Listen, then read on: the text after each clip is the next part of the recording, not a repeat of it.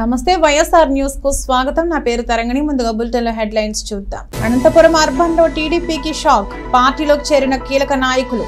TDP పని అయిపోయిందన్న MLA అనంత. ఈ నెల 10న అనంతపురం జిల్లాకు వస్తున్న సీఎం జగన్. రాష్ట్రంలో రైతులకు శుభవార్త చెప్పే అవకాశం. కాంగ్రెస్ పార్టీ కుటుంబాల్లో చీలికలు తెచ్చి రాజకీయంగా వాడుకుంటోందని చెప్పడానికి షర్మిలనే ఉదాహరణ అన్న ఎమ్మెల్యే జొన్నలగడ్డ పద్మావతి. సామాన్యులకు కూడా ఉన్నత స్థాయికి కల్పిస్తారని సీఎం జగన్ మరోసారి నిరూపించారని వీరాంజనేయులు. ఆయన గెలుపు కోసం మేము పనిచేస్తామన్న ఎమ్మెల్యే పద్మావతి. చంద్రబాబు అవినీతి గురించి మాట్లాడటం హాస్యాస్పదంగా ఉందన్న ZP chairperson Girijamma. Anantapuram urban నియోజకవర్గంలో టీడీపీకి గట్టి షాక్ తగిలింది. టీడీపీ అనుబంధ విభాగం టీఎన్టీయూసీ మాజీ జిల్లా అధ్యక్షుడు వెంకటేష్ గౌడ్, తెలుగు యువత మాజీ నాయకులు రవి, టీడీపీ కార్యకర్తలు పవన్, రాఘవ, రాజు, లచ్చన్న గౌడ్, రామ్మోహన్ చౌదరి, భరత్, వినోద్, మోహన్, అనిల్ తదితరులు వైసీపీలో చేరారు. వీరందరికీ ఎమ్మెల్యే అనంత వెంకట్రామిరెడ్డి కండువాలు కప్పి సాదరంగా పార్టీలోకి ఆహ్వానించారు. నగరంలోని 10వ డివిజన్లో ఇంటింటికి వెళ్లి వైసీపీ ప్రభుత్వం వచ్చాక అనంతపురం నియోజకవర్గంలో అందించిన సంక్షేమ పథకాల లబ్ధి, జరిగిన అభివృద్ధి పనుల కరపత్రాలు అందించారు. ముందుగా జాతిపిత మహాత్మా గాంధీ వర్ధంతి పురస్కరించుకుని 10వ డివిజన్లో గాంధీజీ చిత్రపటానికి పూలమాల వేసి నివాళి అర్పించారు. ఈ సందర్భంగా వైఎస్ జగన్ నాయకత్వంపై నమ్మకం ఉండటం వల్ల టీడీపీ నేతలు వైసీపీలో చేరుతున్నారన్నారు. రాష్ట్రంలో తెలుగుదేశం పార్టీ ఫ్రస్ట్రేషన్ లో ఉందని, 14 ఏళ్లు సీఎంగా పనిచేసిన చంద్రబాబు ఎలాగైనా అధికారంలోకి రావాలని కుట్రలు చేస్తున్నారన్నారు. చంద్రబాబు నాయకత్వంలో 2014లో సంకీర్ణ ప్రభుత్వం ఏర్పడిందన్నారు.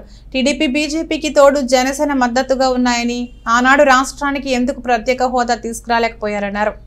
ఈ రోజు జగన్ ను విమర్శించడమే ప్రతిపక్షాలు పనిగా పెట్టుకున్నాయని, ప్రజలు అవకాశం ఇచ్చినప్పుడు చంద్రబాబు ప్రజలకు ఎందుకు సంక్షేమం అందించలేదని ప్రశ్నించారు. మా పార్టీకి స్టార్ క్యాంపెయినర్లు ప్రజలే అని జగన్ చెబుతుంటే, చంద్రబాబు మాత్రం రాజకీయంగా నష్టపోయిన వాళ్లను స్టార్ క్యాంపెయినర్లుగా పెట్టుకుంటున్నారని విమర్శించారు. ఇంటింటికి వైఎస్ఆర్ కాంగ్రెస్ పార్టీ అనే కార్యక్రమం ఈరోజు 10వ డివిజన్లో 3వ రోజు కూడా ఈరోజు కూడా జరుగుతోంది. పెద్ద ఎత్తున స్పందన కూడా ఉంది. వాళ్ళే మేము ఇంకా ఇళ్ళ దగ్గర పోకుండా ముందే స్వచ్ఛందంగా కూడా మేము వేసేది జగన్మోహన్ రెడ్డి గారికే. జగన్మోహన్ రెడ్డి గారు మరొక మారు కూడా ముఖ్యమంత్రి కావాలా, తప్పకుండా కూడా మా లాంటి పేద కుటుంబాలు అనేది కూడా బాగుండాలంటే జగన్మోహన్ రెడ్డి ముఖ్యమంత్రి కావాలని చెప్పేసి కూడా ప్రతి ఇంటికి కూడా ఏ గడపకు పోయినా ఎవరిని మాట్లాడినా కూడా, ఏ అక్కని కానీ చెల్లెలు కానీ పెద్దోళ్ళు కానీ తర్వాత ఏ అన్న కానీ తమ్ముడిని మాట్లాడినా కూడా ఇదే విషయమే ఈరోజు కూడా ఉదయం నుంచి కూడా చెప్తున్నాడు. అందుకోసం పెద్ద ఎత్తున కూడా ఈరోజు జగన్మోహన్ రెడ్డి గారి పట్ల కూడా ఈ రాష్ట్రంలో నమ్మకం ఉందని చెప్పేసి కూడా దీనివల్ల కూడా పూర్తిగా కూడా స్పష్టంగా కూడా అర్థమవుతుంది. అలాగే ఈ 10వ డివిజన్లో కూడా గౌడ్, తర్వాత రవి, వాళ్ళతో పాటు కూడా ఇంకా చాలామంది కూడా ఈరోజు యూత్ ఇంతవరకు తెలుగుదేశం పార్టీలో కూడా ఉండి ఈరోజు ఆ పార్టీకి రాజీనామా చేసి వైఎస్ఆర్ కాంగ్రెస్ పార్టీలో కూడా ఈరోజు చేయడం జరిగింది. చంద్రబాబు నాయుడు గారి నాయకత్వంలో భారతీయ జనతా పార్టీ కావచ్చు, లేదా జనసేన పార్టీ ఉండని చేసి వారు అధికారంలో ఉండేప్పుడు 2014 నుంచి 19 వరకు ఎందుకు చేయలేకపోయినాం? ఈ రాష్ట్రానికి ఎందుకు స్పెషల్ స్టేటస్ చేయలేకపోయినాం, తీసుకొని రాలేకపోయినాం? అలాగే ఈరోజు ప్రతిపక్ష పార్టీలు ఉండేది కూడా ఆ రోజు అధికారంలో ఉండేటప్పుడు కూడా ఎందుకు ఈ రాష్ట్రాన్ని చీల్చాల్సిన అవసరం వచ్చేసింది, ఎందుకు ఇంత అధ్వానంగా కూడా చేయడం కూడా జరిగింది అనేది కూడా చెప్పుకోకుండా ఈరోజు 4.5 సంవత్సరాలు ముఖ్యమంత్రి ఉన్న జగన్మోహన్ రెడ్డి గారిని కేవలం విమర్శలకు మాత్రమే పరిమితమవుతున్నారు. నువ్వు 1996లో నువ్వు ముఖ్యమంత్రి అయినప్పుడు చంద్రబాబు నాయుడు గారు ఎన్టీ రామారావు ప్రవేశపెట్టిన ₹2 కేజీ బియ్యాన్ని 5 పావుల ఎందుకు చేయాల్సిన అవసరం వచ్చేసింది? తర్వాత రాజశేఖర రెడ్డి గారు 2004లో ముఖ్యమంత్రి అయిన తర్వాతనే మళ్ళీ కూడా దాన్ని మళ్ళీ కూడా ₹2 తీసుకొని రావడం, తర్వాత రూపాయికి తీసుకొని రావడం. ఈరోజు జగన్మోహన్ రెడ్డి గారు కూడా ఉచితంగా కూడా బియ్యము ఇవన్నీ కూడా బేడలు ఇవన్నీ కూడా ఇచ్చే పరిస్థితి కూడా ఎందుకు వచ్చింది? ఎందుకు మీరు చేయలేకపోయారు? దీనికి స్పష్టమైన జవాబు అనేది కూడా చెప్పాల్సిన అవసరం. నేను అందరికీ మనవి చేస్తున్నాను ఈరోజు ప్రజానికని, ఎన్నికల సమయంలో వాగ్దానాలు కాదు, వారి యొక్క నైజమేమి నిజంగా కూడా వారిపై నమ్మకం చెప్పాల్సిన సమయం ఆసన్నమైంది. అందుకే ఆయన చెప్తున్నాడు, స్టార్ క్యాంపెయినర్స్ ఈ పార్టీకి వచ్చేసి ప్రజలు మా యొక్క కార్యకర్తలతో పాటు ప్రజలు కూడా స్టార్ క్యాంపెయినర్ అని చెప్పి అంటున్నాడు. అదే చంద్రబాబు నాయుడు ఈరోజు ఎవరో ఏదో రాజకీయంగా నష్టపోయిన వారు మాత్రమే స్టార్ క్యాంపెయినర్స్ అని చెప్పేసి తెలుగుదేశం పార్టీ స్టార్ క్యాంపెయిన్ చెప్తారు. అది ఇప్పుడు ఉండే ముఖ్యమంత్రికి అప్పటి ముఖ్యమంత్రి చంద్రబాబు నాయుడుకి కానీ జగన్మోహన్ రెడ్డికి ఉన్న భేదం అని చెప్పేసి. వైఎస్ షర్మిల సీఎం జగన్ పై చేస్తున్న కామెంట్స్ మీద సింగనమల ఎమ్మెల్యే జొన్నలగడ్డ పద్మావతి తీవ్రంగా స్పందించారు. అనంతపురంలోని తన కార్యాలయంలో మీడియాతో మాట్లాడుతూ ఈ కుటుంబాల్లో ఉన్న విభేదాలను కాంగ్రెస్ పార్టీ వాడుకుని రాజకీయాలు చేస్తున్నాయని చెప్పేందుకు షర్మిలనే ఉదాహరణ అన్నారు. షర్మిల వాస్తవాలు గమనించిన మాట్లాడితే బాగుంటుందని హితవు పలికారు. అసలు ఆమె ఎందుకు ఇలా మాట్లాడుతుందో, వారి కుటుంబంలో ఏం జరిగిందో తెలియదు, కానీ సీఎం జగన్ది చాలా మంచి మనసు అన్నారు. షర్మిల జగన్ రెడ్డి అంటున్నా జగన్ మాత్రం నా చెల్లెలు షర్మిల అంటూ ఆత్మీయంగా చెబుతున్నారని, ఇదే ఆయన ప్రేమకు సంస్కారానికి నిదర్శనమన్నారు. ప్రస్తుతం జరుగుతున్నవన్నీ ఎన్నికల కోసమేనని, ఆ తర్వాత మళ్లీ షర్మిల జగన్ వద్దకు వస్తారన్నారు. ఆయనకు ఒక చెల్లెలు దూరమైన రాష్ట్రంలో కోట్లాది మంది అక్క చెల్లెమ్మలు జగన్ వెంటే ఉన్నారన్నారు. మరీ ముఖ్యంగా జొన్నలగడ్డ పద్మావతి అనే జగన్ చెల్లెలు చివరి వరకు ఆయనతోనే ప్రయాణం ఉంటుందన్నారు. మరి ఈరోజు జగనన్న ఆదేశాల మేరకు సింగనమల నియోజకవర్గంలో ఈసారి పోటీ చేయబోయే ఎమ్మెల్యే అభ్యర్థి మాదిగ కులానికి సంబంధించిన వారై ఉండాలని జగనన్న నిర్ణయించుకున్నారు. కాబట్టి ఈరోజు జగనన్న మా మీద పెద్ద బాధ్యత పెట్టి మన పార్టీకి పనిచేసిన ఒక మంచి వ్యక్తిని ఎమ్మెల్యే అభ్యర్థిగా చూడండి అన్నప్పుడు మేము మొట్టమొదటిసారి ఏం చెప్పామంటే మీరు ఎవరిని పెట్టినా సపోర్ట్ చేస్తాము. మరి ఈరోజు అత్యధికంగా మాదిగలు ఉన్న ఈ సింగనమల నియోజకవర్గానికి రిప్రజెంటేషన్ ఈసారి మాదిగలు ఉంటే బాగుంటుందని అన్న భావించారు. కాబట్టి అయితే అన్న ఒకటే మాట చెప్పారు, ముందు ఎప్పుడు కూడా ఎమ్మెల్యే అభ్యర్థులుగా కానీ ఎమ్మెల్యేస్గా కానీ పనిచేసిన వాళ్ళు పాత వాళ్ళు ఇప్పుడు వద్దు, మనం కొత్త బ్యాచ్తో వెళ్ళాలి అన్నారు.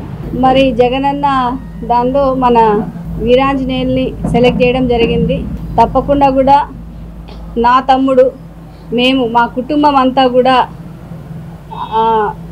ఈయనకి సపోర్ట్గా ఉంటాము. చాలామంది బాధను వ్యక్తం చేయడం జరిగింది.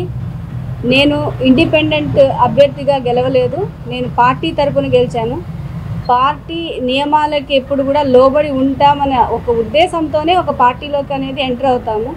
అలాగే జగనన్న నిర్ణయాన్ని మనం అందరం గౌరవించాలా, అందరూ కూడా కలిసికట్టుగా పనిచేసి మన వీరాంజనేయులు గెలిపించుకుందాం. అన్నిటికన్నా ముఖ్యంగా ఈ కాంగ్రెస్ పార్టీ కుటుంబాల్లో కలహాలని వాడుకుంటుందని చెప్పడానికి ఈరోజు జగనన్నకి తన సొంత చెల్లి అండగా లేకపోయిండొచ్చు, కానీ ప్రతి మహిళ మన నియోజకవర్గం మన రాష్ట్రంలో ఉన్న ప్రతి మహిళ జగనన్నని సొంత అన్నదమ్ముడిగా భావించి జగనన్నకి అసలు ఒక భరోసా ఇచ్చే విధంగా నెక్స్ట్ ఓటింగ్ ఉండబోతా ఉంది. ఎందుకంటే సొంత చెల్లెలు జగన్ రెడ్డి గారు అని మాట్లాడినప్పటికీ ఆయన ఒక ప్రెస్ మీట్లో ఏదో ఒక ఇంటర్వ్యూలో మాట్లాడేటప్పుడు మై ఓన్ సిస్టర్ అని అన్నారు. అంటే నా చెల్లి అనే చెప్పారు, కానీ ఇంకొక మాట షర్మిలారెడ్డి గారు అని కానీ ఇంకోటి కానీ అనలేదు. అంత మంచి మనసు ఉన్న అన్నని మేమెవ్వరం దూరం చేసుకోము. ఎప్పటికైనా కానీ షర్మిలమ్మ గారు కూడా ఆయన గొప్పతనం తెలుసుకొని మళ్ళీ కూడా అన్న దగ్గరికే వస్తారని ఆశిస్తూ ఉన్నాము. మేమందరం కూడా జగనన్నతో ఉన్నాము. ప్రతి మహిళ మా సింగనమల నియోజకవర్గంలో ఉన్న ప్రతి మహిళ కూడా జగనన్న వెంటే ఉన్నాము, ఉంటాము, ఎప్పటికీ ఉంటాము.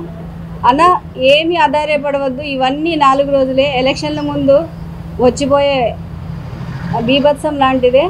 తర్వాత ఎప్పటికి కూడా శాశ్వతంగా మీరే ఉంటారు. మేమందరం కూడా మీకు ధైర్యంగా మేమందరం, నేను జొన్నలగడ్డ పద్మావతిని నీ చెల్లిని చెప్తున్నా, తప్పకుండా మీకు మంచి జరుగుతుంది.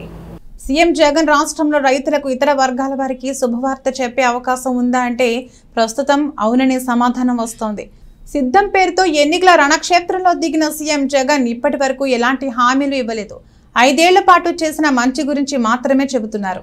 అలాగే ప్రతిపక్షాలని టార్గెట్ చేస్తూ తన ప్రసంగాలు సాగుతున్నాయి. ఇప్పటికే తెలుగుదేశం పార్టీ మినీ మేనిఫెస్టో పేరుతో 6 పథకాలను ప్రకటించింది. వీటితో పాటు మరికొన్ని హామీలు ఇస్తోంది. ఈ నేపథ్యంలో సీఎం జగన్ కూడా పక్కా స్కెచ్ హామీలను సిద్ధం చేసుకుంటున్నట్లు సమాచారం. ఈ నెల 10న జగన్ అనంతపురంకి రాబోతున్నారు. ఇక్కడ సిద్ధం పేరుతో భారీ బహిరంగ సభ నిర్వహించనున్నారు. ఇదే వేదిక మీద రైతులకు శుభవార్త చెప్పే అవకాశం ఉందని పార్టీ వర్గాలు చెబుతున్నారు. గత 4 ఏళ్లుగా అతివృష్టి అనావృష్టితో రైతులు నష్టపోతున్నారు. ఈ క్రమంలో జగన్ ఈసారి రైతులకు ఏదైనా భారీ మేలు చేసే విధంగా ప్రణాళికలు చేసుకుంటున్నట్లు సమాచారం. అన్ని అనుకున్నట్లు జరిగితే రైతులకు భారీ మొత్తంలో సాయం ఉండవచ్చని అంటున్నారు. దీంతో పాటు మరికొన్ని హామీలు కూడా ఉంటాయని పార్టీ వర్గాలు అంటున్నారు. మరి జగన్ ఎలాంటి హామీలు ఇవ్వబోతున్నారనేది ఉత్కంఠ రేపుతోంది. ఒక సామాన్యుడు పేద కుటుంబానికి చెందిన వ్యక్తికి కూడా ఎమ్మెల్యే టికెట్ వస్తాయని సీఎం జగన్ నా ద్వారా నిరూపించారని సింగనమల నియోజకవర్గ సమన్వయకర్త వీరాంజనేయులు తెలిపారు. అనంతపురంలోని ఎమ్మెల్యే పద్మావతి క్యాంప్ కార్యాలయంలో ఆయన మీడియాతో మాట్లాడుతూ పార్టీ కోసం పనిచేసే వారికి సామాన్యులకు కూడా జగన్ అవకాశం ఇస్తున్నారని అన్నారు. ఆయన నాపై పెట్టిన నమ్మకాన్ని వమ్ము చేయనని, ఖచ్చితంగా గెలిచి చూపిస్తానని అన్నారు. మరోవైపు ఎమ్మెల్యే పద్మావతి మాట్లాడుతూ కొన్ని ఈక్వేషన్స్ లో భాగంగా వీరాంజనేయులకు టికెట్ ఇచ్చారని, దీనిని మేము స్వాగతిస్తున్నామని చెప్పారు. మొదటి అభ్యర్థిని మమ్మల్నే నిర్ణయించాలని సీఎం జగన్ చెప్పారన్నారు. ఇప్పటి వరకు నియోజకవర్గంలో పార్టీ కోసం కష్టపడిన విద్యావంతుడు వీరాంజనేయుల్ని అభ్యర్థిగా ప్రపోజ్ చేశామని, దీనిని ఆయన సమ్మతించారన్నారు. మేము జగన్ కోసమే రాజకీయాల్లోకి వచ్చామని, ఆయన టికెట్ ఇవ్వనంత మాత్రాన మేము విమర్శించాల్సిన అవసరం లేదన్నారు. ఆ విధానం మాది కాదని ఆమె స్పష్టం చేశారు. నమస్కారం. ఒక సామాన్య కార్యకర్తను కూడా నియోజకవర్గ సమన్వయకర్తగా నియమించడం ఒక గొప్ప వ్యక్తి మన ప్రియతమ నాయకుడు ముఖ్యమంత్రి శ్రీ వైఎస్ జగన్మోహన్ రెడ్డి గారికి కాదు.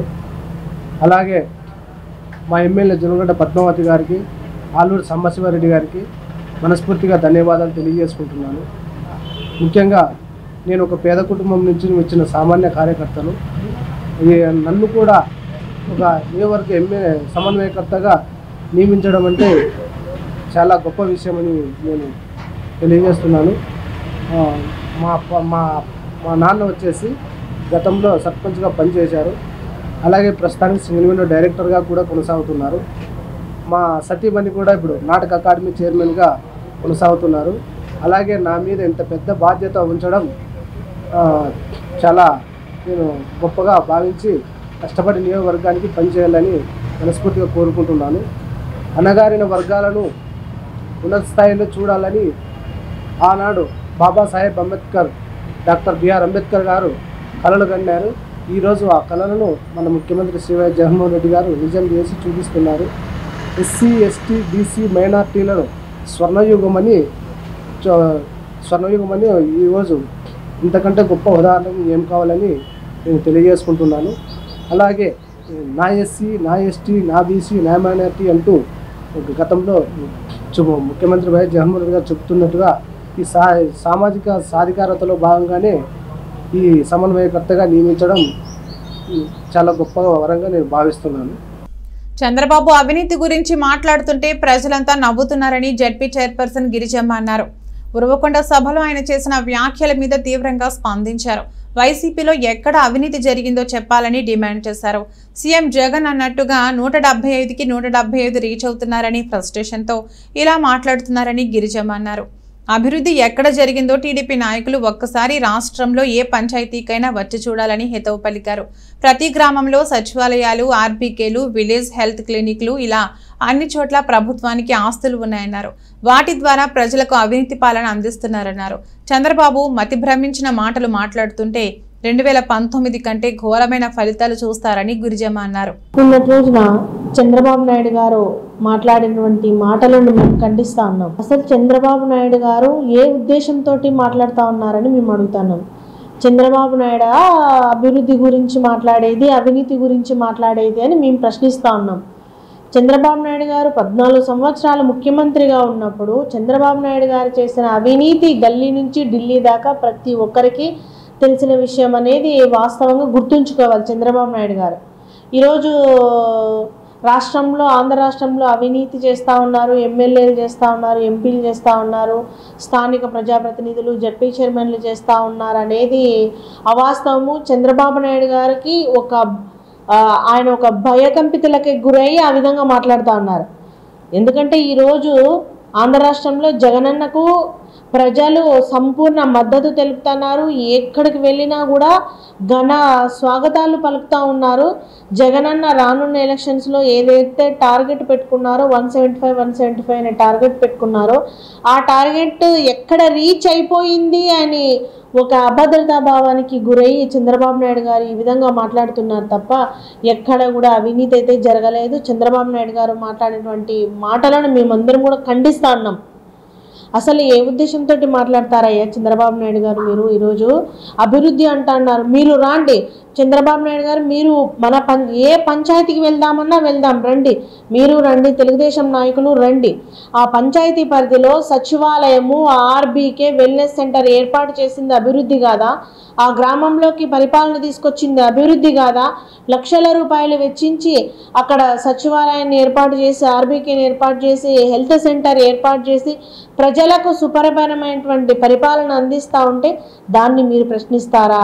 సచివాలయ పరిధిలో, ఆ పంచాయతీ పరిధిలో ఒక స్థిరాస్తుల్ని జగనన్న ఏర్పరిచి ఈరోజు వాళ్ళకు సంక్షేమ పథకాలు అందిస్తూ ఉంటే మీరు అది అభివృద్ధి కాదా అని అంటూ ఉన్నారు.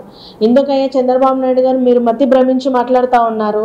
కొంచెం మీరు కూడా, మీరు మీ పార్టీ ఎమ్మెల్యే, మీ తెలుగుదేశం నాయకులు వచ్చి పంచాయతీ పరిధిలో విజిట్ చేసి ఏ విధంగా బ్రహ్మాండంగా సచివాలయాలు కట్టున్నారు, ఆర్బీకేలు కట్టున్నారు, హెల్త్ సెంటర్లు కట్టున్నారు అనేది విజిట్ చేయండి.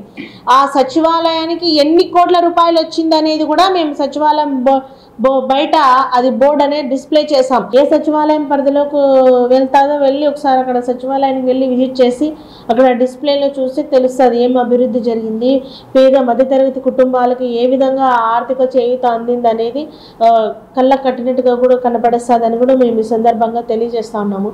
ప్రతి ఒక్కటి కూడా అక్కడ మెన్షన్ చేసి సచివాలయం బయట డిస్ప్లే చేయడం జరిగింది.